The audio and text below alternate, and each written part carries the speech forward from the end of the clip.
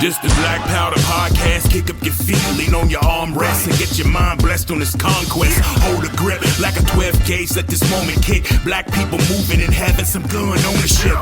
I carry weight, not to keep the camera safe. It's thinking about you, my kids and my parents' faces. The big topics, they don't wanna involve us. Think we're novice, but now we're moving hard with revolvers. This the Black Powder Podcast, let's get it started.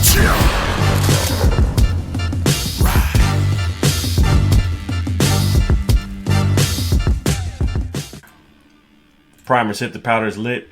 It's time to get on target. Welcome to another episode of the Black Powder Podcast. As always, I'm your host, Yosuke Fett. And just a general reminder of your marching orders and why we have created the Black Powder Podcast. The main mission is to change the social view of black society and firearms. How do we do that? Glad you asked. We talk, walk, read, write, and think about it to find a better solution for a brighter future for the proper protection of black people. Join us through education, practice, and safety as we take down the stigma of black people and guns, one discussion at a time. Just a general reminder, you cannot do a mag dump without a couple of rounds, so if you like what you're hearing and you happen to like this show, send out an email to blackpowderpodcast@gmail.com and let me know what your favorite episode is. Whether or not you agree, disagree, or have questions, please make sure to send them to blackpowderpodcast@gmail.com, and always feel free to like, share, and subscribe. The only way to continue to grow is to continue to share this knowledge with other people. And the only way to even get the message out is to let everyone know. So once again, if you like what you heard and would like to continue to hear, please like, share, and subscribe. And as always, you can find us on multiple platforms, especially main ones. As of recently, we are now on Spotify, Apple iTunes, Google Podcast, Amazon Music, and Audible. You want to go ahead and introduce yourself, Sergeant WarDawg? Sure, boss. I am a former Marine rifleman in the infantry. I served 3 tours in Iraq. I was there the very first day of the Iraq War. Was sent back the following year to go to Fallujah, and then was sent back the following year after that to head back to Fallujah. So I spent 3 birthdays in the war, turned 19, 20, and 21 on the front lines. Clearing houses and getting into gunfights, some as long as 14 hours. Just living the Marine life. And I finished my time, went to college, got married, had kids, and then PTSD really came on to me during my last year of undergrad. It really, like, things I hadn't thought about in years just started flooding me. You know, people, faces, smells, kids that were hurt and wounded. Just everything just kind of flooded me for some reason out of nowhere. From then, I had to be hospitalized several times because I kept thinking suicide was my only option. Suicide was the best option. Every way I could look at it, it just kept feeling and looking like suicide was the only option. So eventually I got into therapy and counseling and medication. And then for 10 years, that was my life, was just attending therapy and whatnot, and still being a suburban dad and husband, taking my daughter to cheerleading and that sort of thing. But in 2018, I was finally able to break out of my mold. I got a small amount of land here in Florida, and I started to camp. And something about camping and having my gun again, and just living like a Marine again, just it inspired this surge of life into me for some reason, somehow. It reminded me that I was actually good at certain things. I was good in the outdoors. I was good at, putting up a tent or setting up a perimeter, things that I had forgotten about because, we come back, and most of the time, unless you live in the country, we come back to urban environments. So half of the skills and whatnot that you acquired and got good at, you just don't get to touch anymore.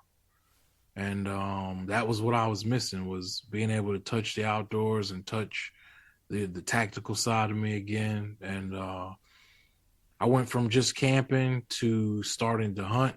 I really got into hunting wild hogs because you can use your night vision and your thermal vision just like we did in Iraq, and everything kind of feels so comfortable. And from there, I started to carry a GoPro with me, and eventually that led to a YouTube channel, led to me spreading myself around social media a bit. From after that phase, I entered military radio. Um, I started with Dysfunctional Veterans Radio, DV Radio, which I'm still a part of. And now I'm also a part of Military Broadcast Radio, MBR Radio. So, yeah, I just went from trying to begin a web series in the outdoors to having podcasts to I just recently finished my book about being in the war and submitted that to publishers. And then the last thing I got going is the land that I bought. I decided to turn it into a homeless shelter for veterans, a homeless camp, Nice. so that it can be sort of like a platform for individuals to start over, whether it's that second chance, third chance, 10th chance. It really doesn't matter to me. I know for a fact how bad the war can ravage your mind and your life. So I'm all about trying to help these guys get back to wherever it is they feel they need to be in life and to get off the streets. Nice. That's wow. That's really commendable, man.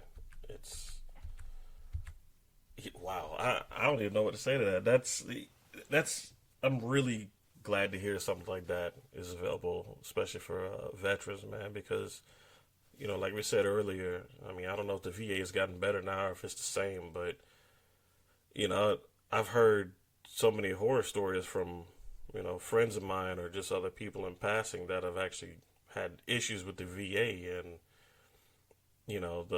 the last time I heard something good as far as like people getting help was like what Chris Kyle was doing, but you know they don't. Yeah, we see how that turned out. Yeah, Yeah. I mean, just killed by the dude he was helping out, but right.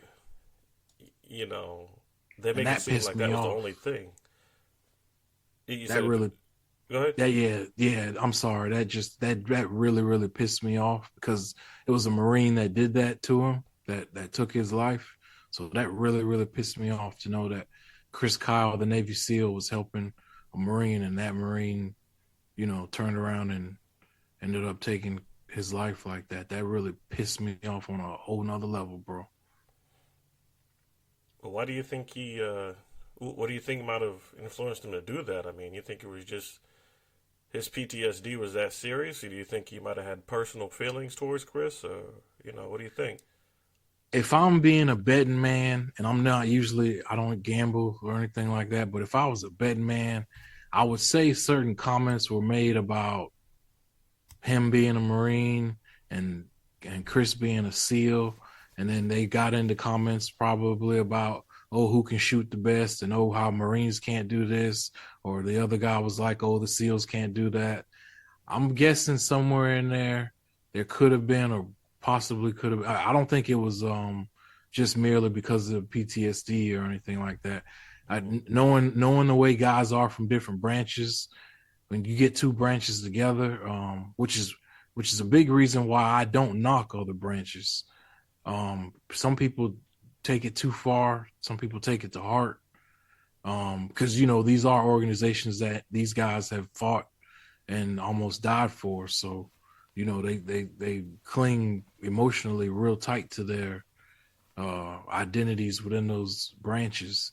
But I honestly think there's probably something said between about Marines and SEALs, and he probably got pissed about that and took it a little too far. That's always been my mindset on it for the past 10 years or so since it happened. Mm. Basically, something that didn't need to happen in the first place. Yeah, I mean it seems like it, especially whenever you got somebody willing to help you, man, and then something like this happens. I know what pissed me off about the whole situation was damn Jesse Ventura. Oh, Yeah, how he the body. yeah, that's what you want to call it. He used to be the body. I mean, look, I know I got my weight gain, but I'm not sitting down trying to act like I'm still in my heyday right now. Just that dude need to go. He need to sit down somewhere and have two cokes and a smile. You know, that's all I got to say about that. He just. I mean, the fact that you got a woman who I'm pretty sure she was set up after Chris passed. Um, unfortunately, because she never should been put in that situation in the first place. But lo and behold, here we are. She's trying to continue to make a living and everything. And you got this jackass over here trying to take her to court because what was that? I think he was insulted or slandered or quote unquote struck by Chris or something. I mean, I don't know, man. And even though Hulk Hogan had his issues, at least he was all American, quote unquote. Fuck Jesse. Right. We just call it like it is. Maybe mad, man. But I guess that's a good lead into this question. Have you faced any unique challenges or obstacles as a black military content creator that you believe may have contributed to the lack of recognition in the industry? I can't say that I have, man. I mean, I haven't been like deep within the industry. I'm not that deep into the 2A world or that deep into the military veteran world. I will say it's not something like direct, like, yeah, I face discrimination here or face discrimination there. But I will say I feel people are a lot more open to hearing the stories and sacrifices made by white veterans versus what they hear from a black man for a black veteran. Yeah, that's one thing that's always baffled me because, when I was getting more involved into the 2A world, uh, I think the first couple of channels I watched were like, you got Demolition Ranch where they're over there doing crazy stuff with firearms. Entertaining, but, crazy nonetheless. Hickok 45, who, in my opinion, he's like that dude. That's like your grandpa that's got that really cool gun collection. He's like, all right, now, go on, try that one out. If you fall down on the bottom, we won't tell your mother. We just pretend like you fell on a tree, okay? Dude, super chill. And then it led me to was it Vigilance Elite? Because I was getting more involved in 2020 when that mess was going on. And I think that was when what's his name? Sean Ryan was busy putting together his platform. And then you had Warrior Poet Society and Ronin Tactics and everything. But it just seemed like, you look at how they are putting their stuff together and then, the stuff that they got going on and so on and so forth. It's like, where y'all getting your support from? How are you able to build this giant platform like this? Like, what's the sauce, man? Because you don't really, and this is one thing that's always baffled me. It's like you don't really see a lot of, black platforms on the same level as that. I think even what is it, Guns Out TV? I mean, I think they were doing their own thing, but then when they joined up with Warrior Poet Society, and now they're on the Warrior Poet Network, it's like they're getting a lot of recognition. So it's like, what's the missing connection that's keeping more black content creators from getting to that level? Yeah, I actually I interviewed Jay Keys from Guns Out TV probably about 2-3 weeks ago. I I I would say it's pretty much what we just hit on. Is the fact that most of America feels that black men don't do heroic stuff or don't do stuff worth listening to. And with me being a frontline infantry guy, that's the kind of stuff that truly pisses me off. To think that for anybody else to think that, hey, what, you think we don't have blacks on the front lines? You think we don't have blacks that are great shooters, that are great snipers, that are great riflemen, that are great machine gunners, you think they don't sacrifice just as much and that they aren't there on the fight too? But I have to, you know what? I have to look at it from one other angle though, boss, to be real with you. Mm-hmm. When you look at the front lines and special ops, there are not that many blacks, right? Mm-hmm. And that's a voluntary thing right there, because those guys could volunteer to be on the front lines, could volunteer to be in special forces or special ops, but they don't. And that blew me away even since I was 18 years old. People talk a lot about wanting to be tough and hard and all of that, but when they get the chance to actually be, what they say they are, in the end, they would rather have job security and be safe. They don't want that danger. They don't want that smoke. And that's what I had to come to learn and realize. People are talk a lot of stuff about, them being ready to fight and how they would do this and do that. But the truth is, when they have the opportunity to do it or to go there or to get there, we just don't have a lot of black guys that are always willing to take that stance, to come to the front lines, to come to the dangerous stuff. It sounds like, because if you look at the history of the military and black people in general, if you go as far back as, like, I don't know, let's say the Civil War, which you can probably even go farther back, because I think maybe the French Indian War and a bunch of other stuff that happened here on the American soil as it's being settled, if you will. But you take it from there to, like, let's say the World Wars, Vietnam, so on and so forth.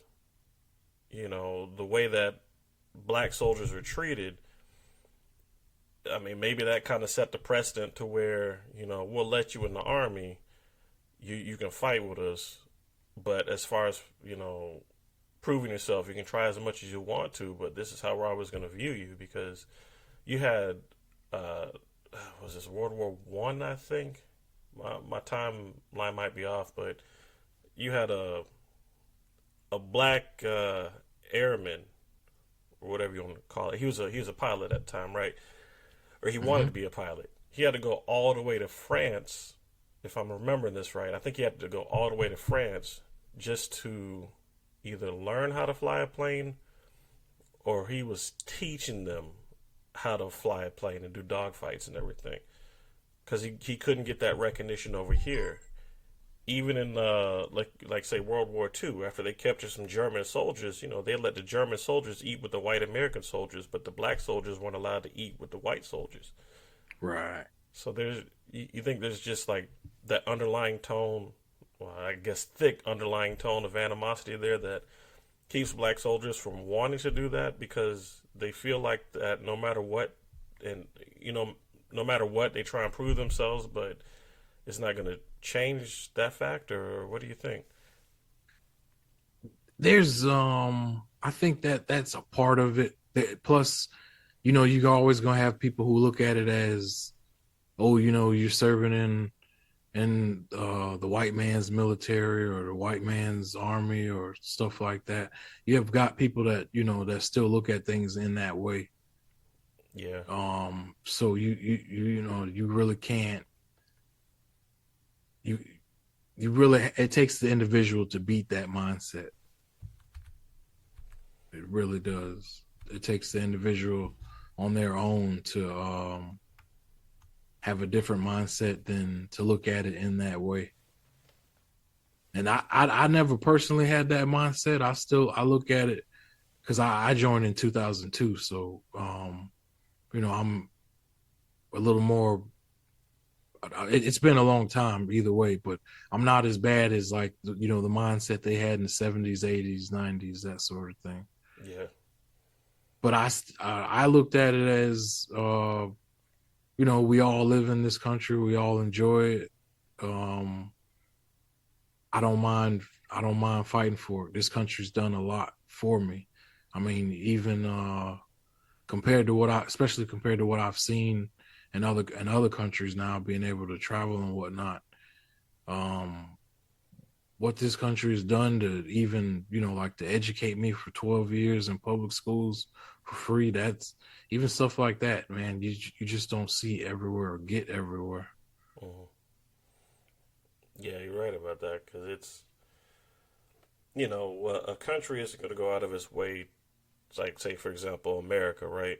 We're not going to go out of our way to teach accurate African history or accurate Japanese history or whatever. There's still people out there that think Japan doesn't have a military because of what they've been taught in school. Just Right. just like there's still people out there that think, now granted there are certain areas of Africa that's impoverished or whatnot, but based on movies and everything, they make it seem like that ain't nothing out there but a bunch of people swatting flies with the ribs and the skin attached to the ribs and whatnot, and that's I don't know if you can really call it ignorance. I mean, they don't know any better because they're not really taught any better There because you go. of what they're given. So in a sense, it's ignorance, but it's kind of planned. So you really got to appreciate the opportunity that let you go from point A to point B and actually educate yourself. So, Yeah, I totally agree with that, bro.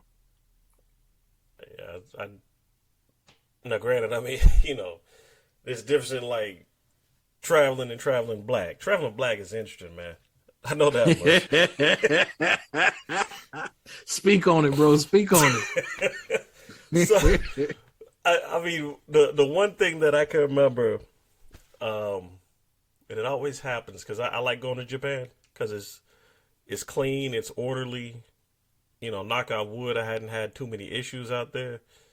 And for the most part, everybody's treated me with respect. Now, granted, I know I'm a foreigner, and they're looking at me like that, especially a black one, because they're probably 90% Japanese. We come from a land where I think last time I checked, black people made up 17%. It was between 15% and 17%. So, being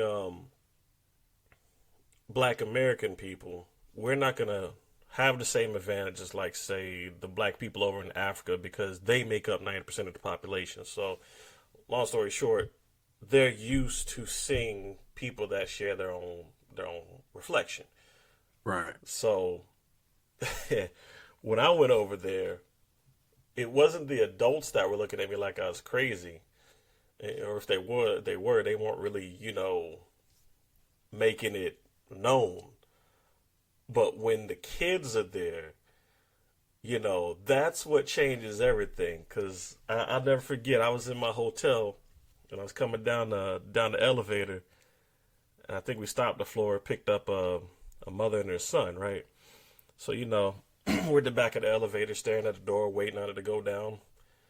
And I felt something. It just, this disturbance in the force or whatever you want to call it, right? So then I looked to my left, and the mother's in between me and the son. So the mother's staring straight forward.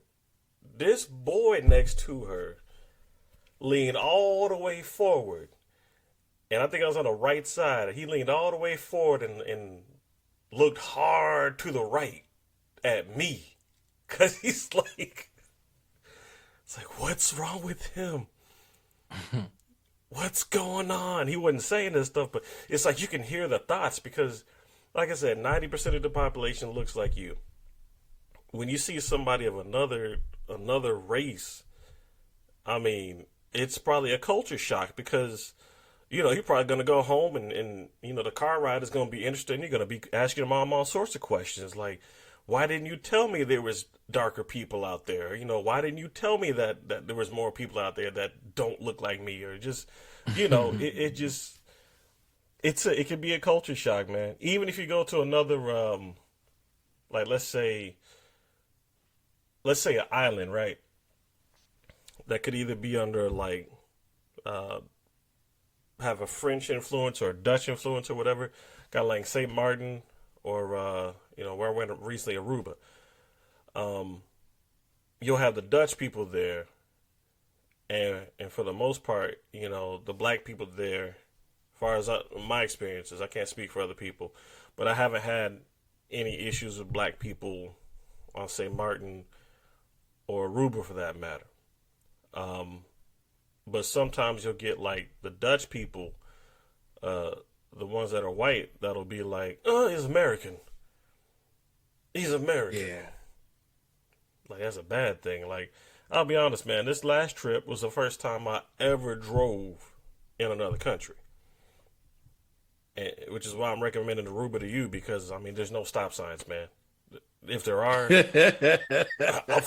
it was beautiful. If only people over here could understand how to use a roundabout, we'd be right as rain, man. Because that's all it is. It's like there's one straight road. That road is leading from the top of the island to the bottom of the island and back. So when you drive on it, there's no stop signs. It's just a roundabout. Now, granted, you gotta wait. You gotta wait your turn to get into the roundabout. But once you hit it, boom, you got 1 to 3 places to go. If you go to 4th place, guess what? You coming all the way back around that roundabout till you get it right. But nonetheless, you know, it's straightforward, simple. Like you got to try hard to get lost out there, man. It's beautiful. But that being said, I was trying to drive this car, and my girl was talking to him because she lived over there in the Netherlands, so she can speak Dutch, and me, I can only speak the 3 words that she taught me. I think she might have taught me a 4th. I don't know. But, you know, they're going back and forth having a full conversation in Dutch, and all of a sudden they hear, "Oh, American." Like, I don't know what y'all said, but I did hear that part. And normally it doesn't really end well. Or not really end well, but normally, you know, it's not positive, unfortunately. It's just as far as being, you know, the ambassadors of the country, I guess we just got to do better in general because, you know, not only are we working against the American stereotype, we're also working against the Black American stereotype. Yeah, especially after Passport Bros. Yeah. I really give you that one. I didn't think about that. I forgot about that way of looking at it till you just brought that up. Yeah, I can tell you, Passport Bros ain't helping, man. I mean, like, I get if you're out there to try and find a wife, right? Cool. By all means, do what you do. I ain't mad at you. But it's another thing when you claim that you're trying to find a wife out there, but you jump on everything. Like you jumping on the women, you jumping on the palm tree, you jumping on the coconuts. I mean, you just, you know, you ain't got no rhyme or reason and you ain't got no control, man. Now you're making all black people look bad because I think it got to the point where one of the dudes, he went out to Brazil and he was making these YouTube videos, right? And it was titled some stuff like Brazilian women are easy. So all of a sudden the chain reaction that happened was it set off a Brazilian woman to make her own video, which I think was sent to the Brazilian government, and it just painted black men going underneath the moniker of Passport Bros in a negative light, which, you know, you turn that around and it whatever light is shown on one black man outside the country is going to be shown on all black men outside the country. So now all of them, bro. Yeah. It's like being a bad ambassador, man. Look, if you're going to do your thing, but don't put a label to anything, because like as soon as you put a label to what you're doing and try and get more people underneath that umbrella, and it's not a positive thing, pretty soon everybody's gonna get wet when it breaks. Yep. Yeah, I get you there. I try not to get caught up too much on what it is I know the others are thinking about us or saying. I try to, in my own way, look at it as though, okay, yes, I know their stereotypes, I know what their thoughts are. When you deal with me on an individual basis, you'll see a difference on an individual basis. That's all you can control. You can't help the way they look at it, us all as a race or anything like that. Just when it comes down to those individual interactions, that's what I can control, and I try to make a positive example with that, the one chance they get to actually deal with me personally. This the Black Powder Podcast, let's get explicit. We got the wisdom hitting targets with a marked with precision. We're having fun in the booth, we're running gun for the truth. Every future black gun owner, we're spreading the news. We do illegal, we're moving regal and blessing the people. From hosts for the culture, we keep it locked like guns in our holster. Holding it down as we're loading the rounds. If they were nervous back then they're gonna be scared of us now. Black Powder Podcast, we'll be back in a while.